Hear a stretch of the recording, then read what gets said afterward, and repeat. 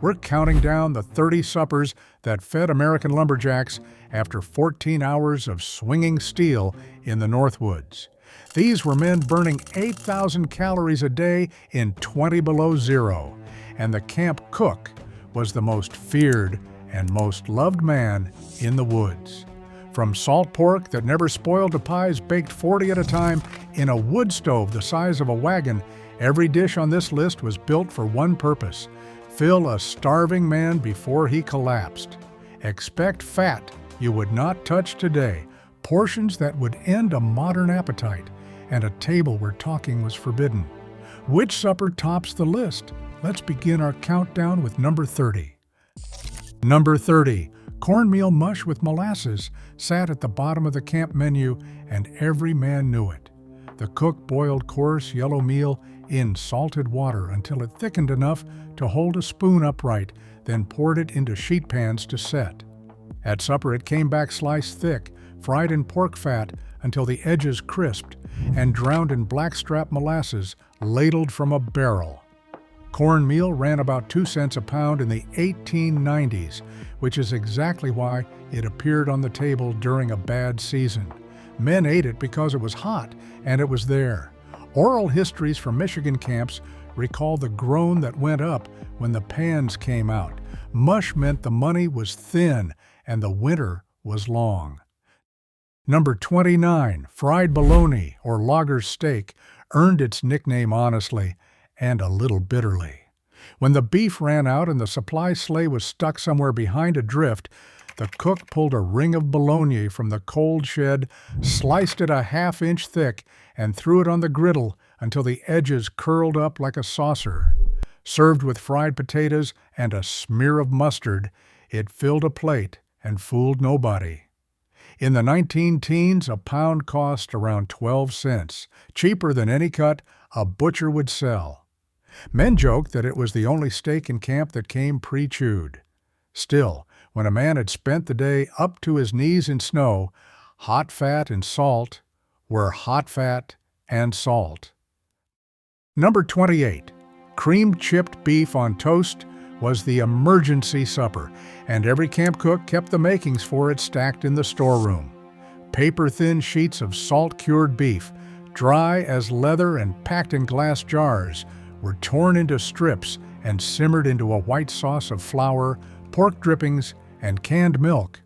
Poured over thick slabs of toasted camp bread, it turned 3 cents of preserved meat into something that looked like a meal. The beef kept for a year without ice, which was the entire point in a place where the nearest ice house was 40 miles of frozen tote road away.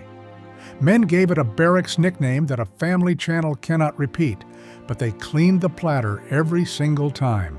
Salt, fat, and starch, delivered fast. Number 27, stewed tomatoes and bread was the cook's quiet insurance against scurvy. Canned tomatoes arrived by the case in the fall haul, and by February they were often the only vegetable left standing in a camp that had run through its potatoes and cabbage. He emptied them into a kettle with sugar, a lump of butter, a shake of pepper, and torn chunks of yesterday's bread, then let it all cook down into a thick red porridge. It was sweet, sour, and strange. Men who had grown up on farms ate it without comment. What nobody said out loud was that those tomatoes were the reason their gums stayed healthy and their teeth stayed in their heads through 5 months without a fresh vegetable. Number 26, salt cod gravy over boiled potatoes carried the Maine woods into the Great Lakes camps, following the New England men who cut there first.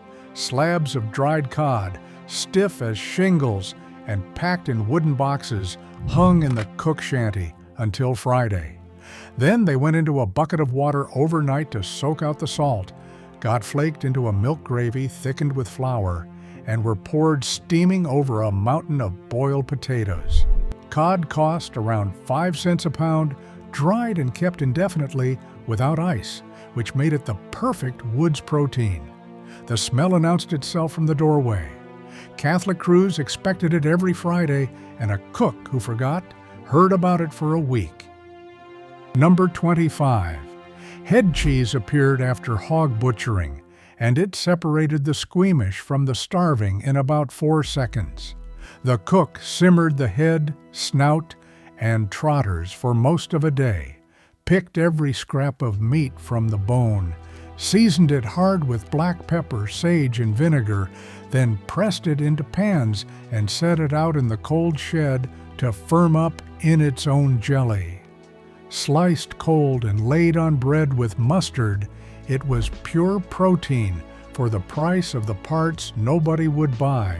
Nothing from the hog was wasted in a logging camp. Younger men eyed it. Older men, the ones who remembered leaner years, took 2 slices and said nothing at all. Number 24. Boiled beef tongue showed up whenever a beef was butchered, and the cook considered it a prize rather than a leftover. He simmered it for 3 or 4 hours with onion and peppercorns, peeled away the rough outer skin to reveal the tender meat underneath, and pressed it under a weighted plate overnight in the cold shed. At supper it came sliced thin, cold, with pickled beets and camp bread. The texture was fine and dense, the flavor deeper than any roast, and it cost the outfit nothing at all. Camp accounts show tongue was often reserved for the day the boss or the timber cruiser came through. It was the cheapest cut in the animal, and it ate like the most expensive. Number 23. Liver and onions hit the table the same night a beef went down, because liver would not keep, and everybody knew it. The cook sliced it fast, dredged it in seasoned flour, and threw it into a skillet, already smoking with pork fat, no more than a minute aside. Too long, and it went to shoe leather. Over the top went a heap of onions cooked soft and brown, then a pool of gravy, then potatoes. The men who claimed to hate it ate it anyway, because the alternative was beans. Camp cooks understood something doctors would not spell out for another 30 years. A man cutting timber all winter without sunlight needed iron, and liver was iron in its cheapest possible form. Number 22. Pork hocks and sauerkraut rolled into the Wisconsin camps with the German crews and never left. A crock of kraut sat fermenting in the corner of the cook's shanty all fall, and by December it was sharp enough to make your eyes water from across the room. The cook buried smoked hocks in it and let the whole kettle simmer until the meat slid off the bone and the sourness turned mellow and rich.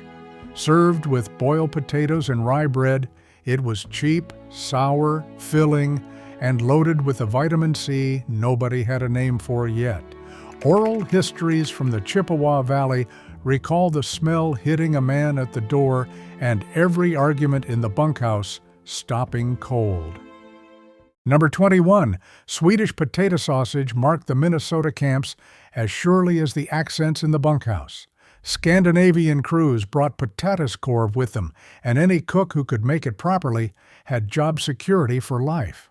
Ground pork and beef went into a bowl with raw grated potato, onion, allspice, and a hard hand with white pepper, then got stuffed into casings and coiled into rings. Simmered gently, never boiled hard or the casings burst, it came to the table pale, plump, and unlike anything the Yankee crews had eaten. The potatoes stretched the meat by half, which is precisely why it existed. For homesick men from Delarn and Varmland, one bite of allspice and pork was worth more than a week's pay. Number 20. Tourtière was the French-Canadian answer to a February night, and in camps along the border, it arrived like a holiday. Ground pork, minced onion, cinnamon, clove, and savory went into a deep crust, then baked until the top blistered golden and the whole shanty smelled like a church supper. The spice was the tell. No Yankee pie tasted like that. Cooks made them 8 or 10 at a time and cut them into quarters, 1 quarter per man, which was still a half pound of meat and pastry. Oral histories from the Ottawa Valley cruise recall men eating it in near silence, then asking in French for the piece nobody claimed. Cinnamon and pork. Nothing else smells like home. Number 19. Red flannel hash got its name from what it did to the plate. The morning after a boiled dinner, The cook chopped the leftover corned beef, potatoes, and cabbage together with a heap of cooked beets, then pressed the whole magenta mess into a hot grease skillet and left it alone until a crust formed underneath. He flipped it in one piece if he was good, in 6 pieces if he was not. The beets bled through everything and turned the hash the color of a wool shirt, which is exactly where the name came from. Nothing in it cost the camp a dime. It was Monday's supper built entirely out of Sunday, and the crust was worth fighting over. Number 18. Oyster stew came once a year, and men remembered it for decades. In the days before Christmas, the tote sleigh brought in cans of shucked oysters packed in the east, sometimes 40 or 50 cans at a time, and the cook did almost nothing to them. Canned milk, butter, a shake of pepper, the oysters slipped in at the last minute so they would not toughen. That was it. It came to the table, pale and steaming with butter, pooled gold on the surface. A man 300 miles from salt water, sitting in a log shanty in 20 below, tasting the ocean. Camp accounts show the cans cost more than the beef. The boss paid it anyway, once a year, and it bought more loyalty than wages. Number 17. Canned salmon loaf was the Sunday supper of the Pacific camps and eventually of every camp with a railroad within reach. A 1-pound can of Columbia River salmon, bones and all, got mashed with cracker crumbs, canned milk and eggs, then packed into a bread tin and baked until it set firm enough to slice. Over the top went a white sauce loosened with the liquid from the can, because a good cook threw nothing away. By the 1900s, canned salmon ran about 15 cents a can and never spoiled. Those soft bones, mashed right into the loaf, were pure calcium going into men whose spines were absorbing the shock of an axe 10,000 times a day. Number 16. Camp macaroni and cheese was carbohydrate warfare, and the cook knew exactly what he was doing. Dried macaroni came in by the barrel, cheap and immortal, and when it came out of the boiling water, it went into a dishpan with a sauce of flour, drippings, canned milk, and a brick of rat-trap cheddar sharp enough to make a man blink. That went into a baking pan the size of a door, got a crown of buttered crumbs, and came out of the oven bubbling at the edges. Cooks cut it in squares and served it in slabs. It was the cheapest way in the woods to put 1,000 calories in front of a man in one motion, and it never once came back to the kitchen. Number 15. Camp donuts were not dessert, they were fuel, and cooks made them by the wash tub. Sourdough or sour milk batter, spiced with nutmeg, cut with a tin ring, and dropped into a kettle of lard held at a heat the cook judged entirely by smell and the sound the fat made. They came out the size of a man's fist, cooled on flour sacks, and got carried into the woods in coat pockets, where they froze solid and got thawed against a bonfire at noon. Oral histories recall cooks turning out 300 in a morning. A donut is roughly a quarter fat by weight, which is why it worked. It was the original energy bar, and it beat anything sold today. Number 14. Stewed prunes carried a nickname that everybody used, and nobody said politely.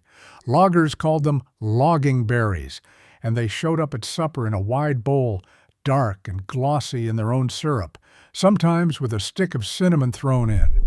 Dried fruit came into camp in 50-pound boxes because it never spoiled, and it cost pennies a serving. But the real reason was simple, and the cook never had to explain it. A diet of salt pork, white bread, beans, and coffee, eaten for 5 months with almost no vegetables, does exactly what you think it does to a man. The prunes were medicine, disguised as pudding, and the crew swallowed the disguise gladly. Number 13.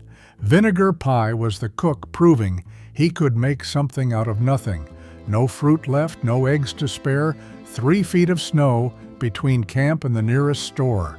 So he beat together sugar, flour, water, a lump of butter, and 2 tablespoons of cider vinegar, poured it into a crust, and baked it until it set into a wobbling amber custard that tasted impossibly like lemon. Men who had never seen a lemon in their lives swore it was the best pie in the woods. It cost maybe 4 cents to make, and it fooled a whole crew. Camp cooks in Minnesota and Wisconsin kept the trick in their heads, never written down, and passed it along one shanty at a time.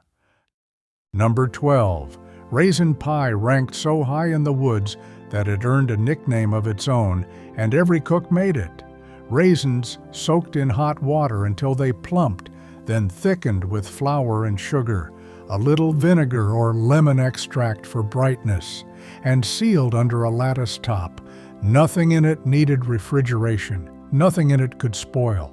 A box of raisins cost around 10 cents a pound and made 2 pies. That was the whole magic in a camp where the fruit trees were 400 miles south and frozen solid anyway. Raisin pie was sweetness that came out of a cardboard box in October and was still coming out in March. Men called it funeral pie. They ate it like a sacrament. Number 11. Gingerbread came out of the oven in slabs the size of a table leaf, and the smell carried all the way to the landing. Molasses, ginger, cinnamon, a spoon of soda, and hot water beaten into a dark batter, then baked until it cracked across the top and settled. Cut in squares, served warm, sometimes with a splash of canned milk poured over it. Molasses ran cheaper than sugar by half in the 1890s, so cooks leaned on it hard, and ginger did something else entirely. It warmed a man from the inside on a night when the doorfrost never melted. Oral histories recall crews timing their walk back from the cutting so they'd hit the shanty while it was still hot. Number 10. Rice pudding was the softest thing on the table, and the men were not ashamed to love it. Rice, canned milk, sugar, raisins, and a hard grate of nutmeg went into deep pans and sat in the wood stove's slow oven all afternoon while the cook worked around it. It came out with a caramelized skin on top, thick enough to lift with a fork, and a creamy heart underneath. Rice cost about 6 cents a pound and swelled to 4 times its size, which made it the most efficient dessert in the woods. Camp records show it appeared once or twice a week without fail. Grown men who split timber for a living argued over the skin like children. Nobody ever mentioned it outside the shanty. Number 9. Suet pudding was the heaviest thing a cook could legally serve. Chopped beef suet, flour, molasses, raisins, and spice, mixed into a batter dense enough to stand a spoon in, tied in a floured cloth, and steamed for 3 hours over the back of the stove. It came out dark, hot, and solid, and got sliced into wedges under a river of sweet sauce made from butter, sugar, and boiling water. Suet was free. It came off the beef the camp had already bought. A single wedge carried more calories than most modern men eat at dinner, and a logger would take 2, then walk out into a night cold enough to freeze the sap in a standing pine. Number 8. Dried apple pie was the workhorse of the Northwoods dessert table, and every camp ran on it. Apples came in sliced and dried by the 50-pound box, weightless and eternal, and the cook soaked them overnight until they swelled back into fruit. Sugar, cinnamon, a knob of butter, a lard crust rolled fast on a floured board. Cooks made pies 20 and 30 at a time, cutting each into 4 wedges because a logger's slice was never a 6th. Oral histories are almost unanimous on this. A cook who could not make pie could not keep a crew, no matter how good his beans were. Men would quit a camp over it and walk to the next one. P was not a luxury. P was the contract. Number 7. Boiled dinner turned Sunday into an event. A whole corned beef went into the biggest kettle in the shanty at daybreak and simmered for hours, and around it, added by the clock, went potatoes, carrots, turnips, onions, and finally cabbage cut in wedges. Everything took on the salt and the fat of the beef. Everything came out of one pot, which mattered when your kitchen was a log building with a wood range and no running water. The cook lifted the beef out onto a platter, carved it thick, and heaped the vegetables around it. What did not get eaten became tomorrow's hash. It was the closest thing to a family table those men had, and for a lot of them, it was the only one. Number 6. Sourdough biscuits and blackstrap carried a mystique the cook did all he could to encourage. The starter crock lived in a warm corner near the stove and was fed and guarded like a member of the crew. Cooks claimed theirs was 20 years old, brought from a camp 2 states over, and would not let another man touch it. Out of it came biscuits the size of a fist, cracked open steaming, filled with butter, and flooded with blackstrap molasses poured straight from the barrel. Flour ran 3 cents a pound, molasses barely more. That was supper's foundation night after night, and it never got old. When a cook left a camp, the crock left with him, and the next man started from nothing. Number 5. Mulligan stew was the cook's masterpiece of improvisation, and no two were ever the same. Whatever beef was in the cold shed got cut into chunks and browned hard in a Dutch oven. Then in went onions, potatoes, carrots, turnips, a handful of barley, and water to cover. It sat at the back of the range for 4 hours while the shanty filled with steam.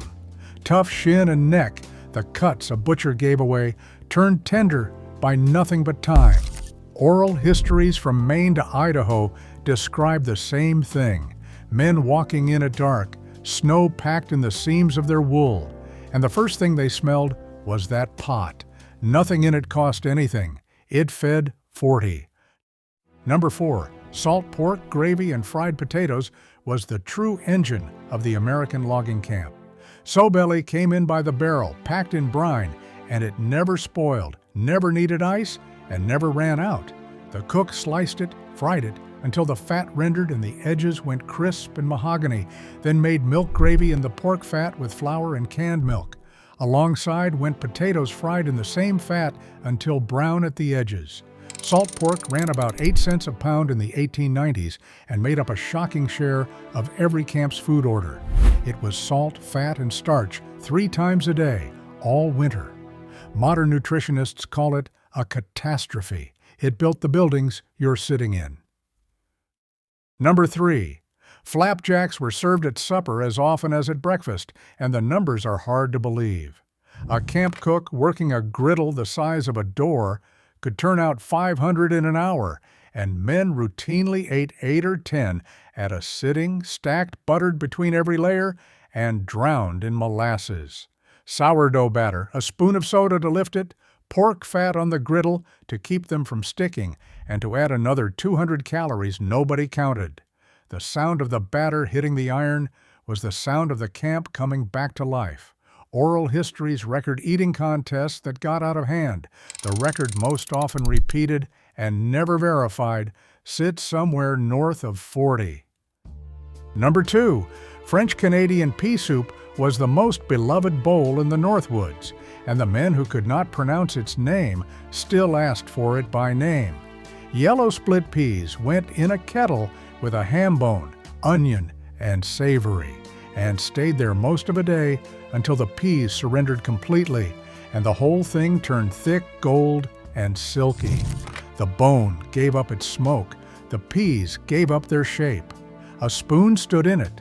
Split peas cost 4 cents a pound, and a ham bone cost nothing at all, so this was a soup that fed 40 men for the price of a loaf of bread. In the Quebecois camps, it was daily. Everywhere else, it was a rumor men chased from camp to camp. Number 1. Beanhole beans crowned the Northwoods table, and no other dish comes close. The cookie dug a pit, burned hardwood down to coals, and lowered in a cast iron pot packed with navy beans, a slab of salt pork buried in the middle, molasses, mustard, and onion. He shoveled coals over the lid, buried the whole thing in earth, and walked away for 12 hours. The beans cooked in the ground while the crew cut timber. At dark, the pot came up smoking, the lid came off, and the smell dropped on 40 starving men like a hand. The beans were dark as tobacco, whole but soft, sweet, and smoky and glossy with pork fat. It cost pennies a man. Every camp in Michigan, Wisconsin, Minnesota, and Maine ran on it, and cooks guarded the pit ritual like scripture. Oral histories say the same thing over and over. When the pot came out of the ground, the shanty went quiet. Not out of manners, though talking at the table was forbidden in most camps and enforced with a wooden spoon. It went quiet because 40 men who had been awake since 4 in the morning had exactly one thing left to do. Beans and pork and molasses, buried in the dirt of a frozen forest, built the American timber industry one supper at a time. 30 suppers, one truth. Every dish here existed because a man had burned 8,000 calories before dark and had to do it again tomorrow. There was no such thing as too much fat, too much sugar, or too much salt. There was only enough or not enough. The cook was king because he stood between the crew and the cold. If your family came out of those woods, tell me in the comments which one of these you still see on the table at Christmas. And if your grandmother's pie crust was made with lard, you already know why.